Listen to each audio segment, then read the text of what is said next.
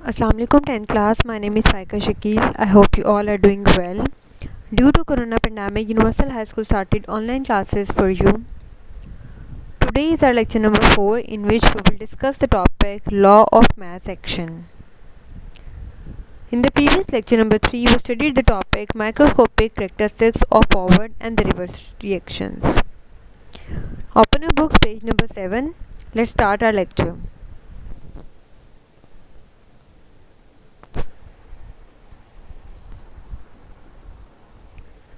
Law of Mass Action.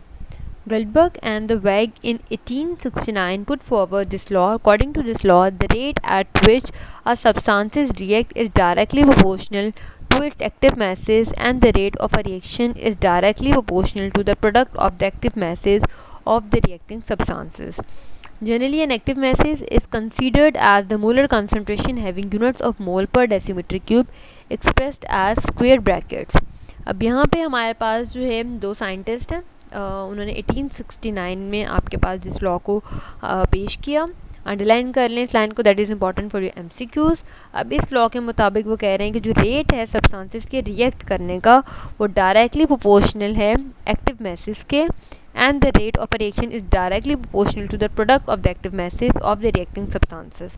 ठीक है कि हमारे पास जो है किसी भी रिएक्शन का जो आपके पास रेट है वो डायरेक्टली प्रोपोर्शनल है उसके active masses of reacting species के, कि वो कैसे रिएक्ट कर रहे हैं. ठीक है, कितनी स्पीड के साथ रिएक्ट कर रहे हैं. और जो मोलर कंसंट्रेशन का unit that is mole per decimetre cube. Mole per decimetre cube में हम मोलर कंसंट्रेशन को शो करते हैं, अंडरलाइन कर लें इसको भी. ठीक है कि और हम एक्सप्रेस करते हैं इसको स्क्वायर ब्रैकेट्स में. अब यहाँ पे वो हमारे पास जो है एक एग्जांपल दे रहे हैं एक रिवर्सिबल रिएक्शन की. ठीक है, अब इसमें हमारे पास जो है A and B are reacting species and C and D are the product. ठीक है, आपके पास ए बी कन्वर्ट हो रहा है सी एंड डी में, तो हमारे पास जो है रेट है फॉरवर्ड रिएक्शन. ठीक है, तो हम इसको के एफ से रिप्रेजेंट करेंगे जो आपके पास जो है कोफिशिएंट होगा फॉरवर्ड रिएक्शन का.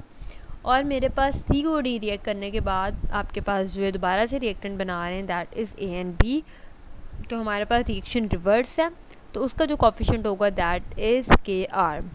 अब उन्होंने कंसंट्रेशन मोलर कंसंट्रेशन के हमने डायरेक्टली प्रोपोर्शनल कहा, तो हमारे पास अगर ए की मोलर कंसंट्रेशन लिखेंगे तो मैं इसको स्क्वायर ब्रैकेट्स में लिख दूंगी, बी की भी स्क्वायर ब्रैकेट्स में, सी की भी और डी की भी. ठीक है, और इन सब की मोलर कंसंट्रेशन हम किस में जो है ना जो है आपके पास यूनिट में उसको कंसीडर करते हैं that is mole per decimetre cube of A B C and D respectively. अब वो कह रहे हैं कि इस लॉ के मुताबिक मेरे पास जो रेट है फॉरवर्ड रिएक्शन का वो डायरेक्टली प्रोपोर्शनल है आपके पास मोलर कंसंट्रेशन ऑफ रिएक्टेंट के. ठीक है, अब rate of forward reaction directly proportional है, मेरे पास ए भी रिएक्टेंट है और बी भी रिएक्टेंट है, उनकी मोलर कंसंट्रेशन है, तो मैंने उनके इर्द गिर्द क्या कर दिया स्क्वायर ब्रैकेट्स लगा दी. अब मैंने डायरेक्टली प्रोपोर्शनल का साइन हटाना है तो मैं इक्वल का साइन लगाऊंगी और उसके साथ कोई ना कोई कांस्टेंट लगेगा, और वो कांस्टेंट मेरे पास क्या होगा के F coefficient of forward reaction, और मेरे पास ए की मोलर कंसंट्रेशन एंड बी की मोलर कंसंट्रेशन आ जाएगी. उसके बाद मैंने बात करनी है रेट ऑफ रिवर्स रिएक्शन की. तो जब रेट ऑफ रिवर्स रिएक्शन की बात होगी तो वो भी मेरे पास डायरेक्टली रिलेट करता है मोलर कंसंट्रेशन ऑफ प्रोडक्ट के साथ. अब देखें ना, अब यहाँ पे आपके पास रिएक्टेंट ही हमारे पास जो है मेन चीज़ है, इसीलिए वो रिएक्टेंट के मोलर कंसंट्रेशन के इक्वल है. लेकिन रिवर्स रिएक्शन में बेसिकली आपका ये जो प्रोडक्ट है वो हमारा रिएक्टेंट के तौर पे बिहेव करता है और वो दोबारा से हमारे रिएक्टेंट को एज ए प्रोडक्ट के तौर पे प्रोड्यूस करता है. तो इसीलिए हम क्या करेंगे सी और डी और उनकी मोलर कंसंट्रेशन तो उनके इर्द ब्रैकेट आ जाएगी. अब यहाँ पे फिर मैं क्या करूँगी, मेरे पास जो है डायरेक्टली प्रोपोर्शनल का साइन रिमूव होगा तो कोई ना कोई मेरे पास जो है कांस्टेंट आएगा, तो दैट इज़ के आर. ठीक है, और जो आपके पास के एफ और के आर हैं दोनों हमारे पास प्रोपोर्शनैलिटी कांस्टेंट है. ठीक है, जिनको हम स्पेसिफिक रेट कांस्टेंट भी कहते हैं. फॉरवर्ड रिएक्शन और द रिवर्स रिएक्शन के अंडरलाइन कर लें, इंपॉर्टेंट है फॉर योर एमसीक्यूज़ कि आपके पास व्हाट आर के एफ एंड के आर. आपके पास जो है वी शुड नो कि हम इनको स्पेसिफिक रेट कांस्टेंट कहते हैं फॉरवर्ड और रिवर्स रिएक्शन के.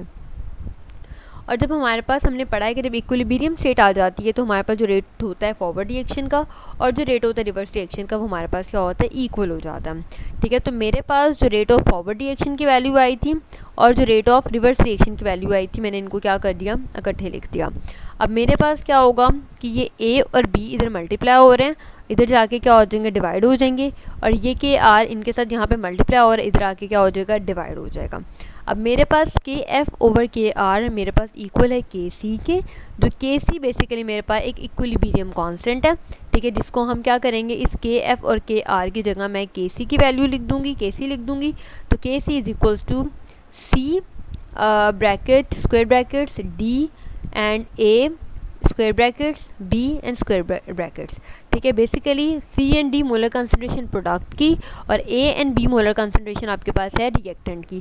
तो दैट मीन्स कि K C is equals to product over reactant. आपके पास जो है अब उन्होंने बता दिया कि law of mass action describe the relationship between the active masses of the reactant and the rate of a reaction, कि हमारे पास जो है ये जो लॉ ऑफ मैथ सेक्शन है वो हमें एक्सप्लेन कर रहा है बेसिकली रेट ऑफ आपके पास जो एक्टिव मैसेज के, रिएक्टेंट के एंड प्रोडक्ट के भी।